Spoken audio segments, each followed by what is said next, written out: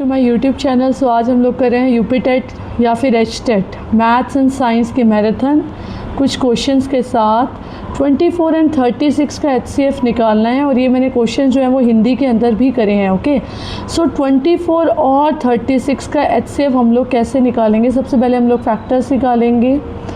1 2 3 इसका फैक्टर है, 4 भी होगा, 6 भी होगा, 8 भी होगा, 12 भी होगा, 24 भी होगा। ठीक है, और 36 का क्या क्या होगा? 1 2 3 4 6 9 and 18 12 also and 36। Clear.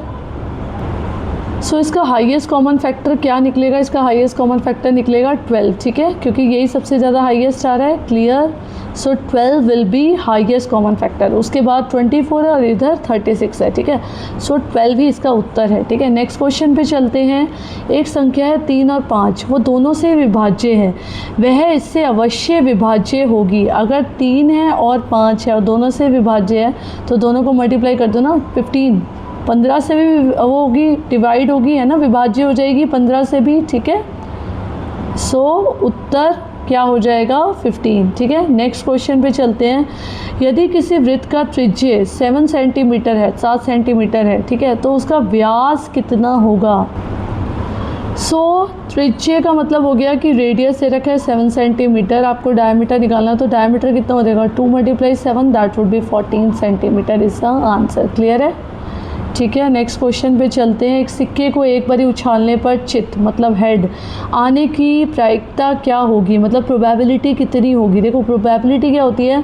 Number of outcomes. ठीक है, प्रोबेबिलिटी क्या होती है? Number of outcome divided by total number of outcome. ठीक है, सो आपकी हेड आने की क्या प्रोबेबिलिटी है? या तो हेड आएगा एक बारी उछालने पे या फिर टेल आएगा, तो क्या प्रोबेबिलिटी है? 1। और टोटल कितनी प्रोबेबिलिटी है? That would be 2। So 1/2 is the answer. Next, मानव शरीर में, साइंस का क्वेश्चन, मानव शरीर में रक्त पंप करने वाला अंग कौन सा है? सो मस्तिष्क, हृदय, गुर्दा या यकृत? सो दैट वुड बी क्या होगा? हृदय। हृदय करता है ना। ठीक है, मानव शरीर से रक्त पंप। ठीक है, नेक्स्ट क्वेश्चन पे चलते हैं। हरे पौधे अपना भोजन किस प्रक्रिया से बनाते हैं? तो हमें पता ही है, फोटोसिंथेसिस या प्रकाश संश्लेषण आएगा। ठीक है, नेक्स्ट क्वेश्चन, बल का SI मात्रक क्या है? बल मतलब फोर्स, तो उसका क्या है? न्यूटन। ठीक है, न्यूटन आएगा। क्लियर। नेक्स्ट क्वेश्चन, वायुमंडल में सर्वाधिक मात्रा में कौन सी गैस पाई जाती है? सबसे ज़्यादा अधिक मात्रा में? सो नाइट्रोजन पाई जाती है, और नाइट्रोजन क्या होती है? 78% आती है। ठीक है, तो नाइट्रोजन आंसर आएगा। ठीक है, नेक्स्ट क्वेश्चन, उदासीन विलयन का pH कितना होगा? मतलब अगर कोई भी चीज़ न्यूट्रल है तो उसका pH कितना होगा? 7। ठीक है, क्लियर। 7 है तो वो न्यूट्रल है। अगर एसिडिक है तो वो 7 से कम है। ठीक है, लेस देन 7। ठीक है, और अगर बेसिक है तो वो 7 से ज़्यादा है। Clear, more than 7। Okay, next, एक पासा एक बारी फेंका जाता है, सो अभाज्य संख्या प्राप्त होने की प्रक्रिया कितनी होगी? देखो, प्राइम नंबर कौन कौन से होते हैं? वैसे टोटल आउटकम क्या आएंगे? 1 2 3 4 5 6। ठीक है, प्राइम नंबर क्या होते हैं? जो अपने पर ही जाते हैं, लेकिन 1 प्राइम नंबर नहीं है। सो अभाज्य संख्या कौन कौन सी हो गई? 2 5 और 3। ठीक है, सो टोटल कितनी आ गई? अभाज्य संख्या 3, और टोटल कितनी संख्या है? 6। सो 3/6 कितना आ जाएगा? 1/2। ठीक है, नेक्स्ट क्वेश्चन पे आते हैं। यदि x + 5 जो है वो 12 के बराबर है, सो x किसके बराबर है? 12 - 5 that would be equal to 7। ठीक है, 7 आंसर आएगा। नेक्स्ट क्वेश्चन, निम्न में से कौन सा अम्ल नींबू में पाया जाता है? सो कौन सा अम्ल पाया जाता है? सिट्रिक अम्ल। ठीक है, ये नींबू के अंदर, लेमन में पाया जाता है। ठीक है, बाकी आप लोग मुझे बताएंगे ऑक्सैलिक अम्ल किसके अंदर पाया जाता है? लैक्टिक अम्ल तो दूध में पाया जाता है, और टार्ट्रिक अम्ल और ऑक्सैलिक अम्ल किसके अंदर पाया जाता है? ये मुझे कमेंट में लिख के भेजेंगे। ऑक्सैलिक एसिड और टार्ट्रिक एसिड किस में पाया जाता है? ठीक है, नेक्स्ट क्वेश्चन है, विद्युत धारा का SI मात्रक क्या है? विद्युत धारा का SI मात्रक क्या होता है? सो विद्युत धारा मतलब हो गया इलेक्ट्रिक करंट। ठीक है, तो इलेक्ट्रिक करंट का SI मात्रक कितना आ जाएगा? That would B ampere. ठीक है, एम्पेयर आ जाएगा। एम्फेयर में होता है, ठीक है। वोल्ट होता है वोल्टेज का, ओम किसका होता है रेजिस्टेंस का, और वॉट किसका होता है पावर का, ठीक है।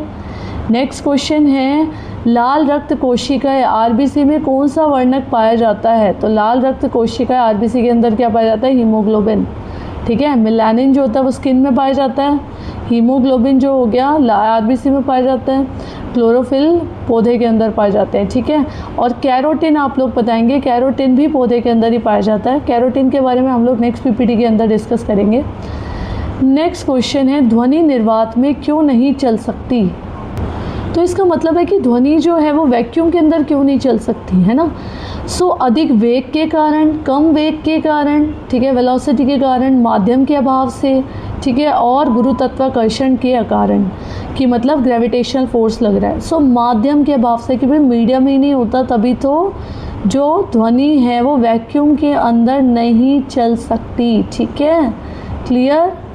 नेक्स्ट क्वेश्चन, पौधों में जल एवं खनिज का परिवहन किस ऊतक द्वारा होता है? वो किसके द्वारा होता है? जाइलम। जाइलम क्या करता है? पानी और वाटर और मिनरल का फ्लो कराता है, ठीक है।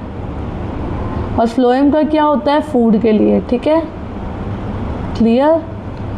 पैरेन्काइमा और कोलेनकाइमा भी इसी के अंदर, टिश्यू के अंदर ही पाए जाते हैं, टिश्यू के ही पार्ट्स हैं, यस।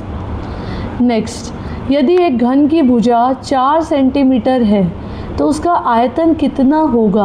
अब आपके पास घन है, घन क्या है? क्यूब है, ठीक है। तो उसका वॉल्यूम कितना होता है? आयतन का मतलब हो गया volume, side multiply side multiply side, ठीक है। सो आंसर कितना आ जाएगा? 4 मल्टीप्लाई 4 मल्टीप्लाई 4, सो आंसर आ जाएगा 16 मल्टीप्लाई 4 64, ठीक है। 64 is the answer. Clear. Next question, किसी वस्तु का कार्य मूल्य 800 है और विक्रय मूल्य कितना है? 920, ठीक है, 920। तो उसका लाभ प्रतिशत कितना हो जाएगा? प्रॉफिट परसेंटेज निकालना है आपको। ये सीपी दे रखा है और ये एसपी दे रखा है, तो प्रॉफिट कितना हो जाएगा? 920 माइनस 800 कितना आ जाएगा? 120, ठीक है। और 120 प्रॉफिट परसेंटेज क्या होता है? Profit divided by CP multiply 100, ठीक है। सो 120 डिवाइडेड बाय 800 मल्टीप्लाई 100, ठीक है। तो कितना आ जाएगा? इसको आप डिवाइड करेंगे 2 एंड ये आ जाएगा 30, तो 15% कितना है? आंसर है, ठीक है। अगले क्वेश्चन पे चलते हैं। 0.25 को भिन्न के रूप में कैसे लिख सकते हैं? फ्रैक्शन के रूप में। 0.25 है, इसको हम हटाएंगे तो ये 2 0 है, तो नीचे 100 आ जाएगा, 1 ऊपर 1 और नीचे 4, सो 1/4 is the answer. Clear. Next question, एक समकोण त्रिभुज का कोण 90 डिग्री है, ठीक है, और दूसरा है 35 डिग्री, तो तीसरा कोण कितना होगा? अब देखो तीनों कोणों का सम कितना होता है, मतलब टोटल कितना होता है? 180, ठीक है। तो मैं क्या करूँगी? 90 प्लस कितना हो गया? 125, ठीक है। 90 प्लस 35। अब 180 को क्या करेंगे? 125 से माइनस करेंगे, सो आंसर कितना आ जाएगा? 5, और यहाँ पे आ जाएगा 55 कितना आंसर है इसका? 55 डिग्री, ठीक है। तीसरा कोण कितना होगा? So that would B 55 degree.